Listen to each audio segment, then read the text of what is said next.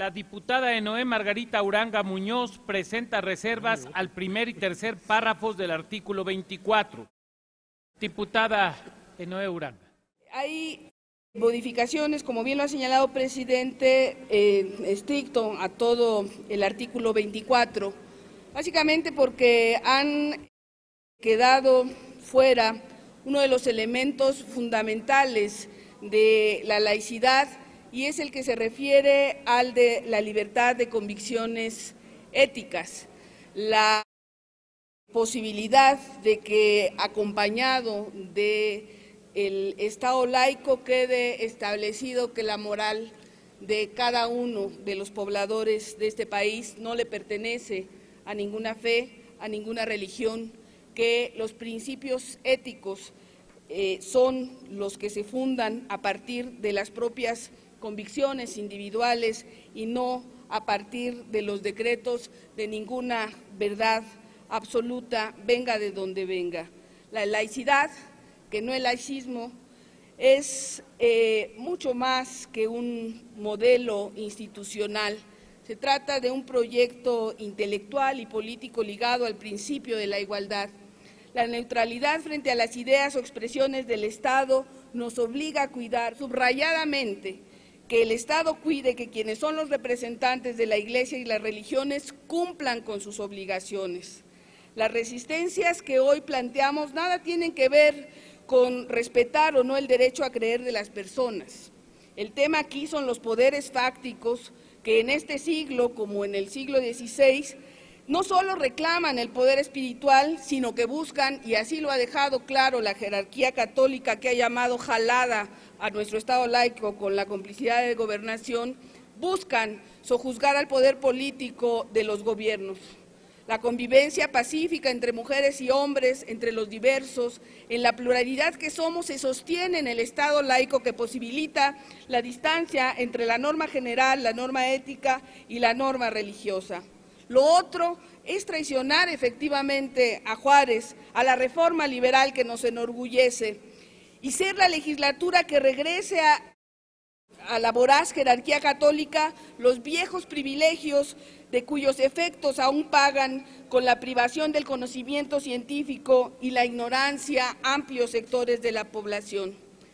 La Suprema Corte ya ha aportado que pretender que los actos religiosos se celebren fuera de los templos, aun cuando estos estén cerrados, sería tanto como imponer una obligación correctiva por parte del Estado para proporcionar elementos para el ejercicio del culto, lo que es absolutamente contradictorio con la ideología de nuestra Constitución, pues la misión del Estado se limita a permitir, no a fomentar religión alguna.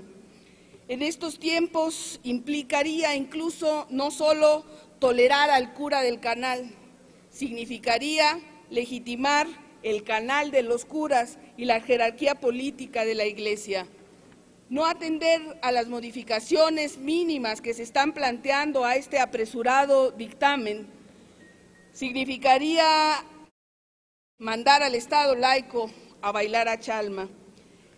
Por ello, les pido a todas y todos que, en tanto el espíritu que hoy se manifiesta es de reformar el artículo 24, al menos lo hagamos atendiendo a estas modificaciones que leo, presidente.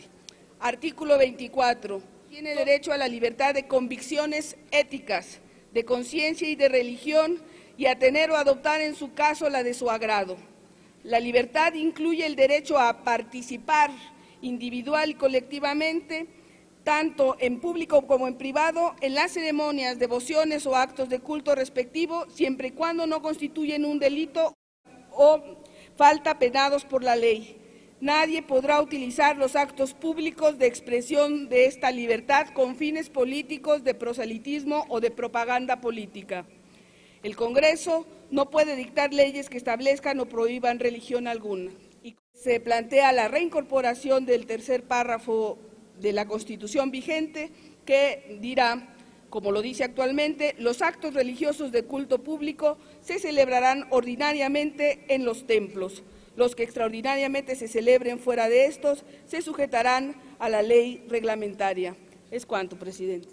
Tiene la palabra el diputado Felipe Solís Acero. La redacción del proyecto de decreto que está puesto a consideración de la Asamblea fue motivo de un trabajo colectivo y hay que recordarlo a algunos que participaron en esa redacción colectiva y que hoy inexplicablemente la desconocen.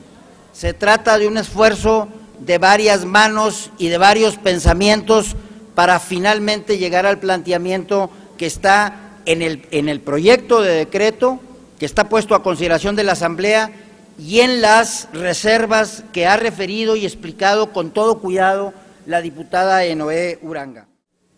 Diputado Encinas, le daré el uso de la palabra cuando termine la votación de este primer párrafo. La única que puede hacer precisiones es la proponente. También, en consecuencia, tiene usted el uso de la palabra. Gracias.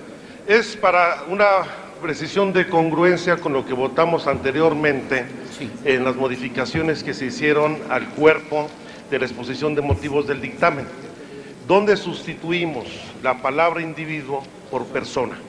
En los dos casos de la reserva se refiere en esos momentos a individuo y debe decir toda persona en los dos casos. Esa es la precisión para que haya congruencia con lo ya votado anteriormente. Le ofrezco una disculpa y es absolutamente correcta la precisión.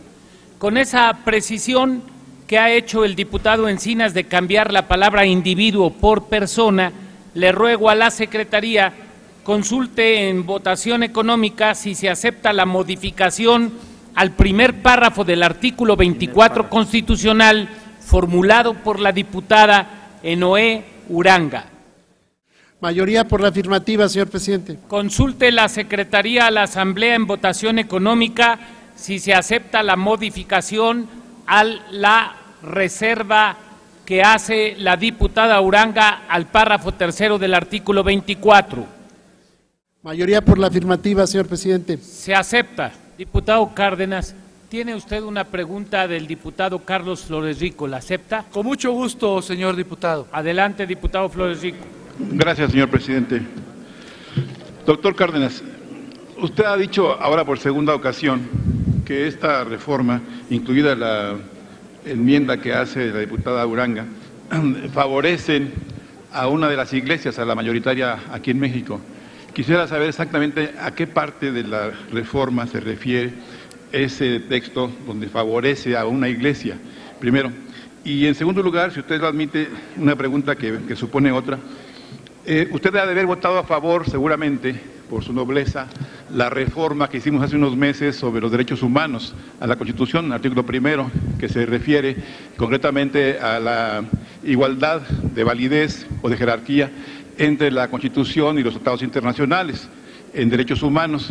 Y si es así, me supongo que estará usted de acuerdo en que la jerarquía del Pacto San José y la Constitución es equivalente, en cuyo caso usted debe saber entonces que el artículo 12 de ese pacto está siendo traducido a una reforma en el artículo 24. Si usted me admite, le leo rapidísimamente lo que dice el artículo 12 del Pacto de San José. Dice, artículo 12, libertad de conciencia y de religión. 1. Toda persona tiene derecho a la libertad de conciencia y de religión. Este derecho implica la libertad de conservar su religión o sus creencias, o de cambiar de religión o de creencias, así como la libertad de profesar y divulgar su religión o sus creencias, individual o colectivamente, tanto en público como en privado. Luego dice el parágrafo 2, nadie puede ser objeto de medidas restrictivas que pueden menoscabar la libertad de conservar su religión o sus creencias o de cambiar o de religión o de creencias. Como puede ver, este párrafo ya está vigente en este momento y tiene exactamente la misma jerarquía que tiene la Constitución mexicana. Por lo tanto, ¿en qué parte encuentra usted, uno, alguna violación que se pueda colegir, alguna ventaja o favoritismo a alguna de las iglesias en particular? Segundo, ¿cómo colige usted de este texto que se viene al 24, inclusive enriquecido por lo de la palabra convicciones éticas, que es de carácter vanguardista en el sistema constitucional mundial? ¿De qué manera, señor doctor Cárdenas, ¿puede usted advertirnos a los diputados, para ilustrar nuestro criterio, que esta reforma no es actualización del Pacto San José en la Constitución mexicana, o de qué manera puede usted advertirnos de que es una reforma indebida o que puede en su caso ser perniciosa para la actual libertad que ya está consagrada en la Constitución? Muchas gracias por su pregunta, señor diputado Flores Rico. Hay una escuela jurídica que es la escuela hermenéutica. Los hermeneutas dicen que todo texto debe leerse, debe interpretarse desde un contexto, y es lo que estoy haciendo aquí. Estoy interpretando hermenéuticamente esta reforma. No basta el texto, hay que tomar en cuenta el contexto, el sentido. El propio San Pablo, voy a citar a un padre de la Iglesia, decía que la letra mata y el espíritu vivifica. Es decir, jamás podemos hacer interpretaciones jurídicas tomando en cuenta solamente el texto normativo, porque entonces nos transformamos en una suerte de juristas letristas, en juristas leguleyos, en juristas que no son juristas. Los juristas deben tomar en cuenta el contexto. Y déjeme contarle cuál es el contexto de esta reforma. Primero, una reforma precipitada, dictaminada, disque dictaminada en la Comisión de Puntos Constitucionales, sin haberse observado las normas del reglamento de la Cámara de Diputados.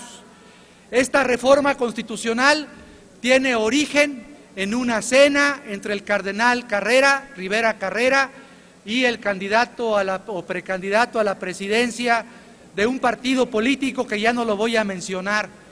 Ese candidato a la presidencia de un partido político acordó que sus diputados votarían a favor de esta reforma.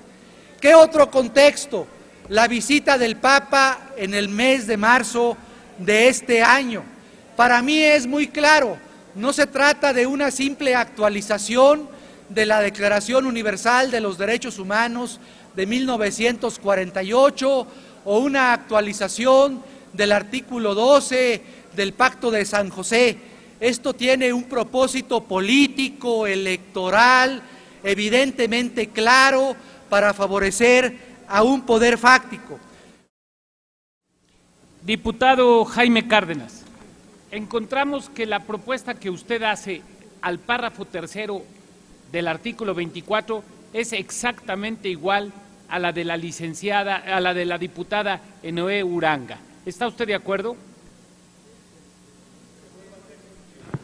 Es la misma, pero yo quería señalar también que el diputado Muñoz Ledo, que no se me permitió hablar en su nombre, aunque sí reconozco que es la misma, presidente. Es la misma, en consecuencia está superada la votación porque ha sido aceptada. De conformidad con el artículo 231, numeral 4 del reglamento de la Cámara de Diputados, pido a la Secretaría abra el sistema electrónico por 3 minutos para proceder a la votación del dictamen en lo general y en lo particular con las modificaciones aceptadas por la Asamblea al primer y tercer párrafos del artículo 24, hechos por la diputada Enoé Uranga, y en el caso del párrafo tercero, compartido por el diputado Jaime Cárdenas. Gracias. Cierres el sistema de votación. Señor presidente, se emitieron 199 votos a favor, 58 en contra y 3 abstenciones.